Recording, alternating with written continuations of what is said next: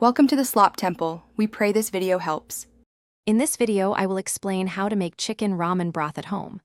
To begin, you'll need about 2 pounds of chicken bones, like backs and wings, which are fantastic for a deep, savory base.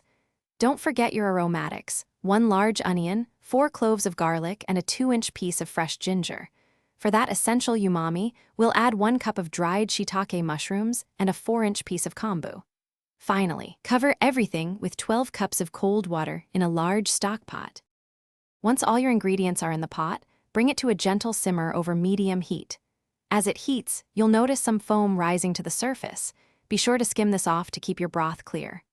After skimming, reduce the heat to low and let it simmer very gently for at least 6 hours, or even up to 8 hours for maximum flavor extraction.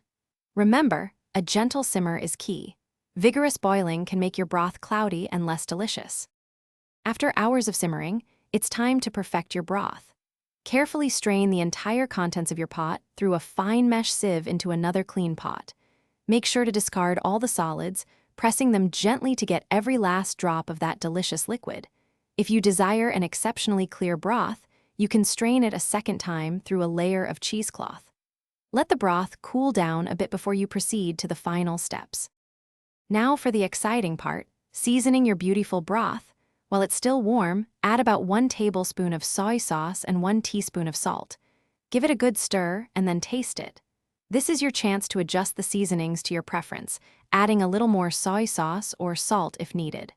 Once seasoned, allow the broth to cool completely before transferring it to airtight containers.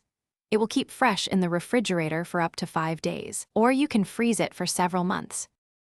Thanks for watching. Consider subscribing if we helped you.